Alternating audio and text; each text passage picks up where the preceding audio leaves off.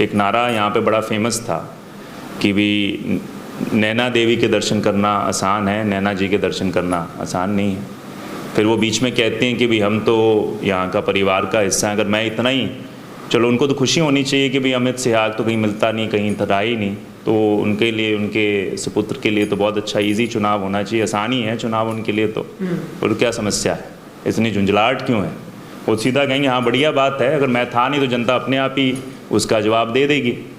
तो वही वो खुद ही छोड़ के चली गई, जिन्होंने कहा कि हमारा ये तो पैतृक, ये तो हमारा गृह क्षेत्र है, उसको ही छोड़ के बाडरा चली गई।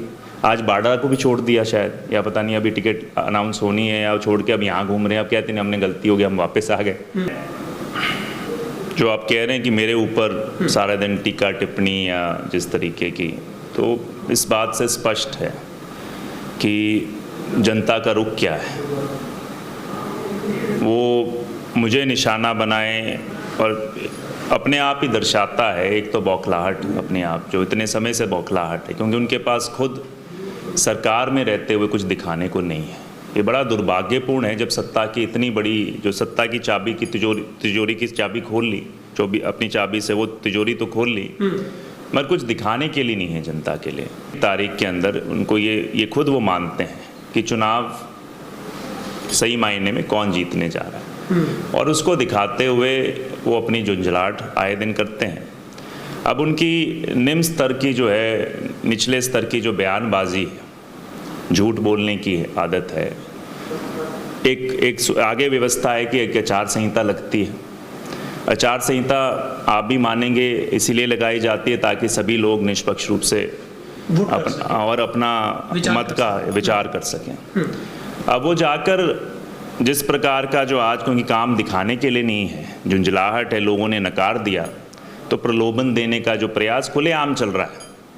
आज अगर प्रशासन उनके ऊपर कार्रवाई करता है तो उनकी सोच इतनी ज़्यादा राजशाही सोच है। अभी भी वो एक सोचते हैं कि ये चुनाव तो, हम तो राजा हैं, ये तो चुनाव केवल एक प्रक्रिया है हमें फिर से गद्दी पे बिठाने के लिए।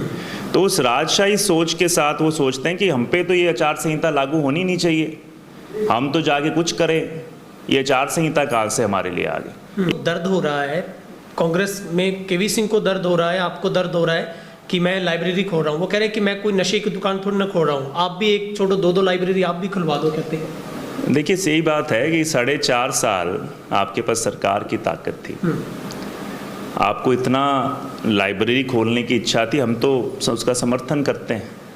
आप 4.5 साल पूरे हलके के अंदर लाइब्रेरियां खुलवाते। बल्कि मैं आपको उनको याद दिलवाना चाहूँगा, मैंने विधानसभा में ये मुद्दा भी रखा था, एक सुझाव भी रखा था बजट सत्र के दौरान, ये रिकॉर्डेड है। 10-12 गांव की मैंने भेजी थी, 2 साल तक लाइब्रेरी नहीं खुलवा पाए। आज जब चुनाव से 1 महीना पहले आचार संहिता के अंदर वो लाइब्रेरी खोलने का दिखावा करने की कोशिश कर रहे हैं, और अगर इतना ही समाज सेवी बनने का उनको है कि हम समाज सेवी हो गए, जो चोला पहनना चाहते हैं समाज सेवा का, तो मैं उनको कहूँगा कि मेरी तरफ से 8 तारीख को नतीजा आ जाएगा। वो पूरे फ्री रहेंगे, उसके बाद 5 साल उनके पास कोई खास काम नहीं होगा, तो 8 तारीख के बाद जाकर वो पूरी तरीके से, यहाँ पे सिर्फ डवाली हल्के में ही क्यों, पूरे हरियाणा में उनके पास तो वो तो धनाढ्य व्यक्ति हैं, पूरे हरियाणा में सभी गाँव के अंदर लाइब्रेरी होनी चाहिए। तो भी मेरा नाम नहीं लगा हुआ। ये चुनाव के अंदर भी अपने बोर्ड लगाते घूमने, जब प्रशासन ने उनका बोर्ड हटा दिया तो उनके पास दिखाने के लिए अब अमित सिहाग ने कर दिया। उसके बावजूद भी आप बोर्ड देखते होंगे, अभी भी वो नहीं, अब कहते हैं हम सामाजिक संस्था के माध्यम से खोल देते। सारे लोग, जनता इनकी जानते, जिनके दफ्तरों के बाहर नशा बिकता रहा है, चौटाला गांव चले जाओ, लोग बता देंगे, मैं नहीं कह रहा, मैं पहले साल से बिक रहा है। आप इतने ही नशे को कंट्रोल करना चाहते तो अपने दफ्तर के बाहर ही पहले कंट्रोल कर लेते। आप अपने गांव में ही नहीं कंट्रोल कर पाए तो आप कहते हैं ये लाइब्रेरी दिखाकर आपको लगता है आप नशा कंट्रोल कर रहे हैं। तो ये इस तरह की मानसिकता जो है, जिनके, मैं वही कह रहा हूँ, जिनको राजशाही सोच है, वो शायद संस्कार का फिर से परिचय दे रहे हैं कि जो आगे की पीढ़ी भी है, जो उनके बेटे उम्मीदवार हैं, वो भी इस तरह की भाषा का उपयोग करते हैं। तो वो संस्कार मैं मानता हूँ कि कहाँ से शायद आ रहे हैं। दुर्भाग्यपूर्ण है इस तरह की बातें एक महिला करती हैं। मैं सिर्फ एक सवाल करना चाहता हूँ, वो पूछ रहे हैं, तो उन्होंने कुछ दिए थे, इससे पहले उन्होंने कहा था, उन्हीं की पार्टी ने, कि हम चुनाव लड़ रहे हैं 2019 में भाजपा को सत्ता से बाहर करने के लिए। तो भाजपा से सत्ता से बाहर करने के लिए जो हुड्डा साहब कहते हैं दोनों बन गए यार, बाकायदा आप चेक कर लीजिएगा। तो जो कहते थे हम किसानों के हक में हैं, किसानों ने कहा कि वापस करवाओ, कहते नहीं हमें तो समर्थन में हो। दूसरा फिर उसके बाद कहा कि छोड़ दो सरकार, तो बयान आ गया कि ये तो बीमारी है। बीमारी क्यों है कि भाई ये तो हमने तो सत्ता की तिजोरी की चाबी से खोल ली, अभी कह रहे हैं बंद कर दो और हमारे साथ आ जाओ, ये तो बीमारी है। और नमस्कार, तेज हरियाणा से गुरविंदर पन्नू। हरियाणा में विधानसभा चुनावों के ऐलान के बाद तमाम जो राजनीतिक पार्टियां हैं वो टिकटों के मंथन पर और अपने उम्मीदवारों के ऐलान में जुटी है, जहां पर बीजेपी की तरफ से सबसे पहले अपने 67 उम्मीदवारों के टिकट का जो ऐलान है वो किया गया है। इस बार हरियाणा में मंडी डबवाली विधानसभा को एक सबसे बड़ी हॉट और चर्चित सीट के तौर पर देखा जा रहा है। इस वक्त मेरे साथ बातचीत के लिए डबवाली से विधायक अमित सिहाग हैं, कांग्रेस के वो एक बड़े यंग लीडर्स के तौर पर उभर कर सामने आए हैं और इस बार भी विधानसभा में उनकी परफॉर्मेंस जिस तरीके की रही और इस बार फिर से उन्होंने चुनावी जो अपना प्रचार है वो शुरू किया है और किसी वक्त कांग्रेस की तरफ से भी टिकटों का ऐलान हो सकता है। विधायक जी, सबसे पहले आपका तेज हरियाणा पर बहुत बहुत स्वागत है। धन्यवाद गुरविंदर भाई, धन्यवाद। भाई साहब, अभी बीजेपी की तरफ से भी अपने 67 उम्मीदवारों का ऐलान किया गया है। आई होप सो कि कांग्रेस भी बेहद जल्द किसी भी वक्त ऐलान कर सकती है, लेकिन उससे पहले आप लगातार चुनावी मैदान में हैं, आप डोर टू डोर कर रहे हैं, बाप बेटी की जोड़ी लगातार जनता के बीच में जा रही है। कैसा चुनाव प्रचार चल रहा है भाई साहब आपका और किस तरीके का रिस्पॉन्स आपको लोगों का मिल रहा है? गुरविंदर भाई, सर्वप्रथम तो आज मैं फिर से एक तरीके से आज औपचारिक रूप से चुनाव शुरू हो गया 5 तारीख को, नोटिफिकेशन आज से जारी। और पिछले बार भी आपको अगर याद होगा 2019 में जब मैं उस समय डॉक्टर साहब अग्रिम भूमिका निभा रहे थे और आपने मेरा वैसे ही एक इंटरव्यू लेने के लिए आए थे और मैं मानता हूँ एक तरीके से चुनाव की शुरुआत आपके इंटरव्यू से हुई थी, पहला इंटरव्यू था। तो मैं मानता हूँ आज भी एक औपचारिक रूप से पहले तो आपके इंटरव्यू से हम चुनाव की शुरुआत कर रहे हैं, तो आपका बहुत बहुत स्वागत है। Thank you. चुनाव प्रचार बिल्कुल मैं मानता हूँ, मैं इसको प्रचार नहीं मानता, ये मेरा एक कॉन्टिन्यूस हिस्सा है जो पिछले 5 सालों के अंदर हम लगातार, ऐसा नहीं है कि कोई प्रचार उनके लिए है जो 1.5 महीने पहले आया हो या 5 महीने पहले आया और जिसको चुनाव लड़ने की मंशा से ज़मीन पर उतरा है, मगर अपने लिए चाहे वो डॉक्टर साहब हो चाहे मेरे लिए हो, हर मुद्दे के हिसाब से और पूरी तरीके से कई 10-10, 12-12 घंटे मैंने सप्ताह के अंदर 3-3, 4-4 दिन यहाँ पे हल्के में निरंतर लगाए हैं। कोरोना काल था उस समय भी आप लोगों ने देखा होगा। तो मेरी कोशिश कोई इसको हमेशा चुनावी समय को अलग रख के नहीं होती, मेरा प्रयास अभी भी जारी है। अभी भी कोई मेरे पास समस्या लेकर आता है व्यक्ति, तो मैं उसी तरीके से प्रयास करता हूं जैसे चुनाव का समय नहीं था। तो मेरे लिए कोई अलग चीज़ नहीं है। तो बाकी हाँ ज़रूर, अभी मैं तकरीबन 2 बार पूरे हल्के के हर गाँव के अंदर संपर्क करके आया हूँ और हर जगह से मैं मानता हूँ और बड़ी ईमानदारी से कहूँगा कि एक लहर है कांग्रेस पार्टी के पक्ष में, एक बड़ी ऐतिहासिक मैं मानता हूँ जीत। कांग्रेस पार्टी जो अपना पिछला रिकॉर्ड है उसको मैं मानता हूँ तोड़ने जा रही है। और अभी गांव में कल परसों मैं कह रहा था कि जिस प्रकार से भाजपा ने पिछली बार 2019 में 75 पार का नारा दिया था, तो मुझे लगता है उन्होंने उस समय पहले से ही आकलन कर लिया था कि हमारी नीतियाँ इतनी गंदी होंगी, जनता को इतना दुखी करने का काम करेंगे कि आने वाली जो 2024 है उसमें कांग्रेस पार्टी 75 पार करेगी। तो आज माहौल मैं मानता हूँ उनका नारा सत्य होने जा रहा है, मगर वो कांग्रेस पार्टी के पक्ष में, और वही माहौल मैं डबवाली हल्के में देख रहा हूँ। अभी एक साथी ने, मैं चौटाला गांव की डांडियों में था, तो उस समय एक साथी ने हमारे माइक लेकर कहा कि आप जैसे एक वरिष्ठ पत्रकार, किसी ने शायद विश्लेषण किया था, उन्होंने माइक पे कहा कि कहते जी विश्लेषण ये कह रहा है, ये मतलब हवा जो है पूरे हरियाणा की, कि आज जैसे चौधरी भूपेंद्र सिंह हुड्डा जी की सीट है, उसके बाद जो सबसे मजबूत सीटें हैं कांग्रेस पार्टी की, उसमें आज डबवाली हल्के की गिनती हो रही है। तो मैं इसको मैं मानता हूँ जो कांग्रेस के कार्यकर्ता लंबे समय से संघर्ष करते हैं, जो जनता ने, जिन्होंने हमारे साथ विश्वास अपना बनाए रखा, चाहे हमारी सरकार नहीं थी, और जिन्होंने हमारा काम भी देखा है विपक्ष में रहते हुए, मैं उन सब का आभार व्यक्त करता हूँ कि आज ये जो माहौल है, ये जो हवा है, ये जो एक तरीके से जज्बा और जोश है, ये उनकी बदौलत है। मैंने प्रयास किए और मुझे आज मैं उम्मीद करता हूँ, बाकी तो 8 तारीख को नतीजे आएंगे और जनता मैं उम्मीद करता हूँ भारी आशीर्वाद के साथ इस बार कांग्रेस पार्टी की जो सरकार बनेगी उसमें डवाली की एक अहम हिस्सेदारी होगी। बस अब पिछले चुनाव में भी जब आपको टिकट मिला तो उसके बाद लगातार डॉक्टर केवी सिंह जी ने इस बात को कहा कि इस बार एक टिकट से 2 विधायक डवाली को मिले हैं, मगर अब जब टिकटों का इंतजार हो रहा है, उम्मीदवारों की सूची कांग्रेस की तरफ से आने, तो आप कितने अपने आप को आश्वस्त मानते हैं? क्योंकि बहुत बड़ा योगदान आपके साथ राजनीतिक तौर पर डॉक्टर केवी सिंह का भी साथ है, तो क्या आपकी टिकट फाइनल है? आप बिल्कुल इस बात को लेकर निश्चिंत हैं और ये भी अनुमान है कि आपकी टिकट तो फाइनली रूप से तय हो चुकी है? देखिए, जो 2 आपने सवाल किए, जहाँ तक डॉक्टर साहब का सवाल है, आप कभी भी मेरा कोई होर्डिंग देखते हो, बैनर देखते हो, डीपी देखते हो, पोस्टर देखते हो, मैं मानता हूँ सारी, अभी भी मैं बोलता हूँ, कई बार आंसू आते हैं मेरी आंखों में, सारी धरोहर जो है वो कहीं ना कहीं डॉक्टर साहब की है। सही मायने में ये उन्होंने मेहनत जो की, और पिछली बार जब हम उनके लिए प्रयास कर रहे थे, जो मैंने शुरुआत की उनके, जब मैंने पैर छुए थे तो मेरी आंखों में इसी तरीके से, क्योंकि ये मेहनत उनकी है, इसमें कोई दो राय नहीं। ये संघर्ष किया उन्होंने, लंबा संघर्ष किया, 17 साल इस राजनीति को बदलने का संघर्ष किया है यहाँ पर।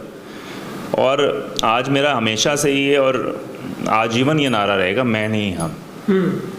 मेरे लिए वो सही मायने में एक प्रेरणा स्रोत है और वो हमेशा मुझे ताकत देते रहेंगे। तो मैं मानता हूँ कि उनका होना मेरे लिए हमेशा, और जनता का जो आशीर्वाद उनके साथ और मेरे साथ रहा है, मैं उनको कभी भी मैं मानता हूँ। तो ये उनका एक सपना मैं जहाँ पूरा करने जा रहा हूँ, मैं मानता हूँ इस बार उनका सपना पूरा होगा। उन्होंने सोचा था यहाँ राजनीति बदलेंगे, राजनीति को बदलने के साथ साथ पिछली बार विपक्ष में मुझे भूमिका मिली, इस बार सत्ता पक्ष की मैं मानता हूँ हमें ताकत मिलेगी। और जो बड़े सपने थे उनके यहाँ पर पूरा करने के लिए, वो मैं मानता हूँ वो भी और मैं भी मेरे माध्यम से उसको पूरा करने का काम करेंगे। तो उनका मैं मानता हूँ बस जितना भी शब्द कहूँ कम है। और जहाँ तक टिकट का है, वो आपने देखा होगा मैं पूरे दिन हल्के में रहा हूँ, 2 महीने 3 महीने, हर रोज़ चुनाव का जो समय ज़्यादातर लोग दिल्ली आना जाना लगा रहता है, मैंने एक बार भी नहीं किया। और मैं आपको ईमानदारी से कहता हूँ, मैंने ऊपर फ़ोन भी नहीं किया किसी लीडरशिप के, जो हमारे लीडरशिप है उनका फ़ोन 1-2 बार जैसे बातचीत होती है और दिशा निर्देश होते हैं। तो मगर क्योंकि मैं इस बात से आश्वस्त हूँ कि जो मैंने अपना ईमानदारी से काम पार्टी के लिए किया है, जनता के लिए किया है, उसका आंकलन इस बार पार्टी करते हुए और मुझे एक मौका और देंगे ताकि मैं जनता की सही मायने में बखूबी सेवा कर सकूं। तो मैं इसके लिए आश्वस्त हूं, बाकी तो जो पार्टी का फैसला होगा वो सिर मानते हैं हमेशा। जी विधायक जी, अभी लगातार जिस तरीके से जैसे ही चुनावों का ऐलान हुआ तो तमाम राजनीतिक पार्टियां अपने चेहरों पर मंथन कर रही है, लेकिन सबसे पहले जेजेपी और एएसपी की तरफ से उनके जो साझी उम्मीदवार हैं, वो चौटाला परिवार, आपके ही परिवार से दिग्विजय सिंह चौटाला को यहाँ से उम्मीदवार बनाया गया है। लेकिन उनके हर भाषण में और उनके हर इस चुनाव के कैंपेनिंग के दौरान सबसे बड़े निशाने पर ऐसा लग रहा है कि आप ही हैं। वो कह रहे हैं कि आप सिर्फ और सिर्फ ससुराल के विधायक हैं, आपको वो ससुरालिया विधायक कह रहे हैं, और वो कह रहे हैं कि उन्होंने डबवाली हलके की तरफ ध्यान नहीं दिया और वो लोगों के बीच में कभी गए नहीं। ये सबसे बड़ा गंभीर आरोप आपके ऊपर है दिग्विजय सिंह चौटाला का। देखिए, मैं जो आप कह रहे हैं कि मेरे ऊपर सारा दिन टीका टिप्पणी या जिस तरीके की, तो इस बात से स्पष्ट है कि जनता का रुख क्या है। वो मुझे निशाना बनाए और अपने आप ही दर्शाता है एक तो बौखलाहट, अपने आप जो इतने समय से बौखलाहट है, क्योंकि उनके पास खुद सरकार में रहते हुए कुछ दिखाने को नहीं है। ये बड़ा दुर्भाग्यपूर्ण है जब सत्ता की इतनी बड़ी, जो सत्ता की चाबी की तिजोरी की चाबी खोल ली, जो भी अपनी चाबी से वो तिजोरी तो खोल ली, मगर कुछ दिखाने के लिए नहीं है जनता के लिए। तो मैं ये कहता हूँ कि भाई सही मायने के अंदर आज की तारीख के अंदर उनको ये खुद वो मानते हैं कि चुनाव सही मायने में कौन जीतने जा रहा है, और उसको दिखाते हुए वो अपनी झुंझलाहट आए दिन करते हैं। अब उनकी निम्न स्तर की जो है, निचले स्तर की जो बयानबाजी है, झूठ बोलने की आदत है, वो मैं मानता हूँ मेरे लिए भी एक आम हो गई, क्योंकि उनके एक तरीके से उनके व्यक्तित्व का एक मान लो बड़ा एक हिस्सा ही मैं मानता हूँ। मगर मैं मानता हूं कि राजनीति का उन्होंने अपना स्तर और भी नीचे गिराने का काम किया। अभी हाल में एक साथी ने मुझे एक वीडियो दिखाई, उस वीडियो के अंदर कोई मसीता गांव का शायद कोई लाइब्रेरी का जहां पे वो खोलने का दिखा रहे थे, हम प्रयास कर रहे हैं।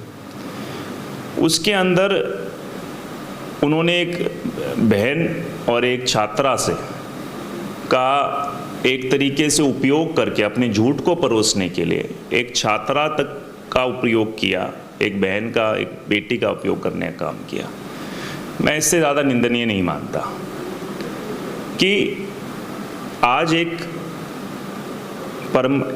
संविधान में एक व्यवस्था है निष्पक्ष और स्वतंत्र चुनावों की। निष्पक्ष और स्वतंत्र चुनावों के अंदर एक आगे व्यवस्था है कि एक आचार संहिता लगती है। आचार संहिता आप भी मानेंगे इसीलिए लगाई जाती है ताकि सभी लोग निष्पक्ष रूप से अपना मत का विचार कर सकें।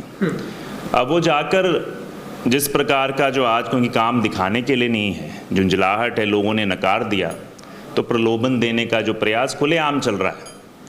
आज अगर प्रशासन उनके ऊपर कार्रवाई करता है तो उनकी सोच इतनी ज़्यादा राजशाही सोच है। अभी भी वो एक सोचते हैं कि ये चुनाव तो हम तो राजा हैं, ये तो चुनाव केवल एक प्रक्रिया है हमें फिर से गद्दी पे बिठाने के लिए। तो उस राजशाही सोच के साथ वो सोचते हैं कि हम पे तो ये आचार संहिता लागू होनी नहीं चाहिए, हम तो जाके कुछ करें, ये आचार संहिता कहाँ से हमारे लिए आ गई। ये तो फिर वही बात होगी कि कल जाके सरकार आखिरी दिन तक नौकरियां बांटती घूमे, कहीं पे कुछ भी देती रहे, तो सभी के पास खुला वो है। तो मैं मानता हूँ इस तरह की गतिविधियों पे जब आए हुए हैं और जब प्रशासन उन पे कार्रवाई करता है तो वो झुंझलाहट में इस तरह की वीडियो भी जारी करते हैं, बयानबाजी भी करते हैं। वो तो भाई साहब ये भी कह रहे हैं कि कांग्रेसियों को दर्द हो रहा है, कांग्रेस में केवी सिंह को दर्द हो रहा है, आपको दर्द हो रहा है कि मैं लाइब्रेरी खोल रहा हूँ। वो कह रहे हैं कि मैं कोई नशे की दुकान थोड़ी ना खोल रहा हूँ, आप भी एक छोड़ो दो लाइब्रेरी आप भी खुलवा दो, कहते हैं। देखिए सही बात है कि 4.5 साल आपके पास सरकार की ताकत थी, आपको इतना लाइब्रेरी खोलने की इच्छा थी, हम तो उसका समर्थन करते हैं। आप 4.5 साल पूरे हलके के अंदर लाइब्रेरियां खुलवाते। बल्कि मैं आपको उनको याद दिलवाना चाहूँगा, मैंने विधानसभा में ये मुद्दा भी रखा था, एक सुझाव भी रखा था बजट सत्र के दौरान, ये रिकॉर्डेड है कि भी जो नशे की समस्या है, इससे जो सामाजिक रूप से मैं पहले दिन से पहल करता हूँ, कभी दौड़ करवाता था, कभी कुछ, तो मैंने कहा कि भी वहाँ पे ब्लॉक में कुछ गाँव के समूह पर या तो लाइब्रेरी और जिम, ये दो की सुविधा होनी चाहिए। सरकार ने उस समय माना भी था और उनके बाकायदा बजट में था कि हम 1000 खोल कर देंगे। और इन्हीं के उस समय जो मंत्री थे, इन्हीं के पास ये मंत्रालय था। मैंने बाकायदा इस हल्के की लिस्ट भी भेजी थी, मुझसे लिस्ट भी मांगी, मैंने बारी बारी कोशिश की इनसे, लिस्ट भी भेजी कि जहाँ पर बिल्डिंग भी तैयार है, आपको कुछ नहीं करने की जरूरत, सिर्फ उसमें लाइब्रेरी खुलवा दीजिए। इनके महकमे ने बारी बारी आश्वस्त किया, 10-10, 12-12 गाँव की मैंने भेजी थी, 2 साल तक लाइब्रेरी नहीं खुलवा पाए।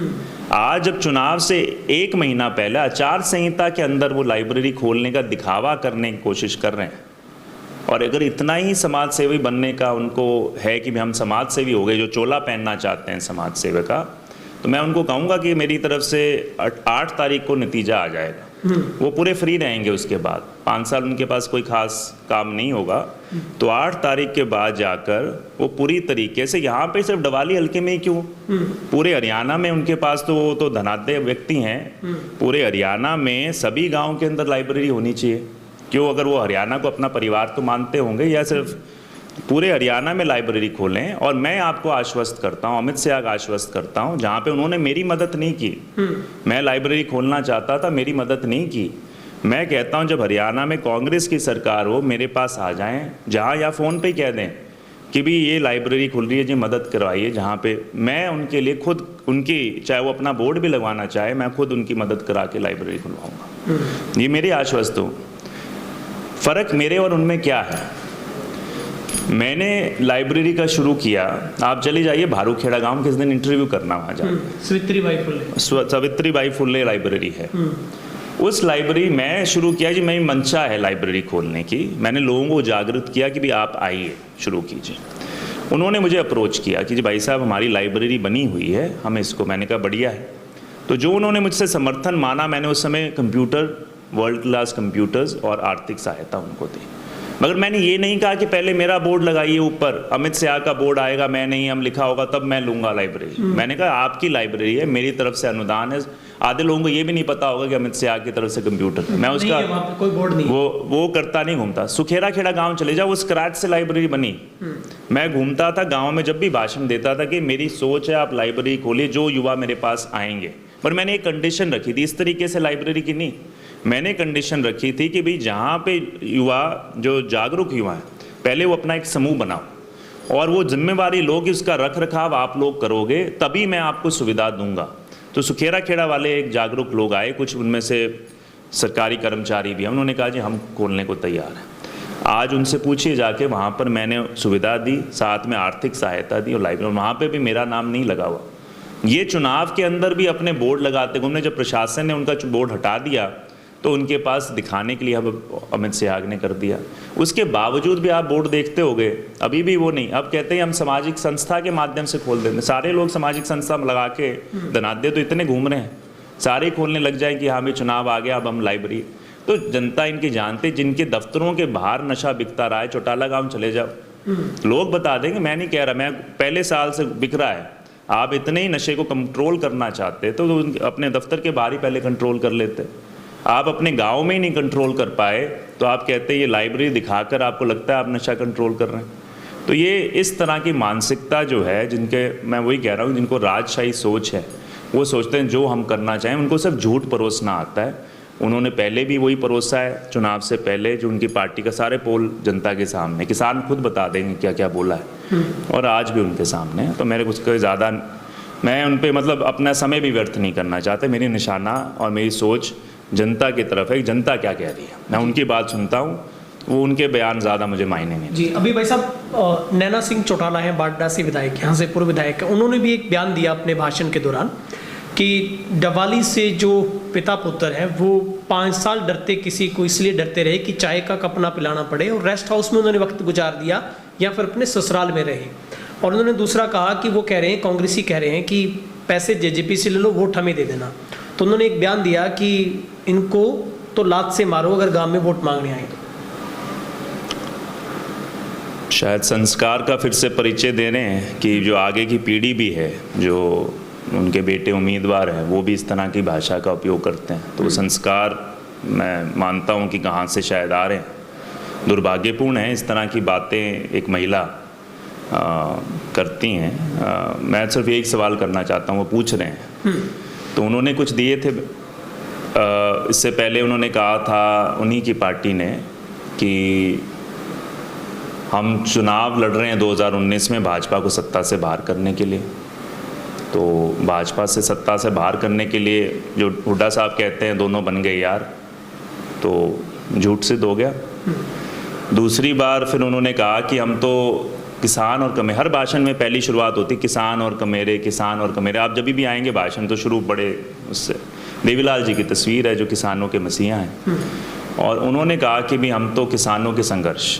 तो पहले तो घुस गए सरकार के अंदर, सरकार से अंदर घुसने के बाद जब किसान की बात आई, देश का सबसे, विदेश का क्या कहता हूँ, विश्व का सबसे बड़ा किसान आंदोलन हुआ, आपकी धरती पे हुआ।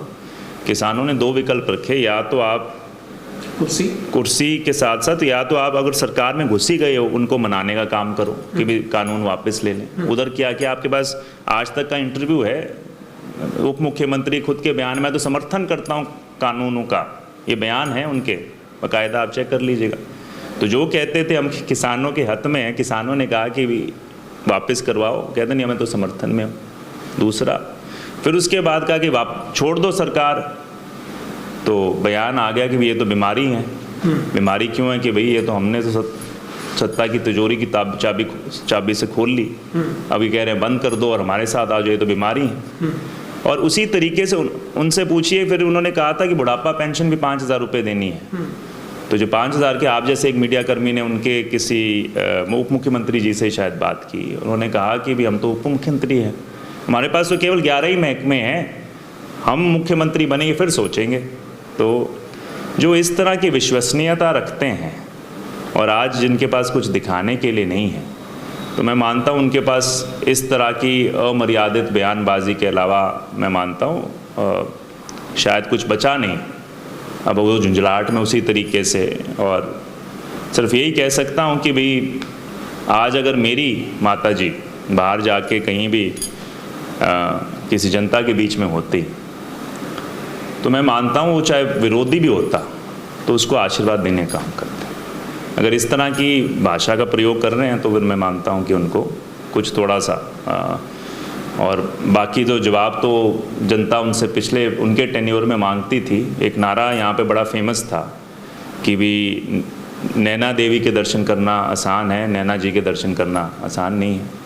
फिर वो बीच में कहते हैं कि भी हम तो यहाँ का परिवार का हिस्सा हैं। अगर मैं इतना ही, चलो उनको तो खुशी होनी चाहिए कि भाई अमित सिहाग तो कहीं मिलता नहीं, कहीं रहा ही नहीं, तो उनके लिए, उनके सुपुत्र के लिए तो बहुत अच्छा इजी चुनाव होना चाहिए, आसानी है चुनाव उनके लिए। तो और क्या समस्या है, इतनी झुंझलाहट क्यों है?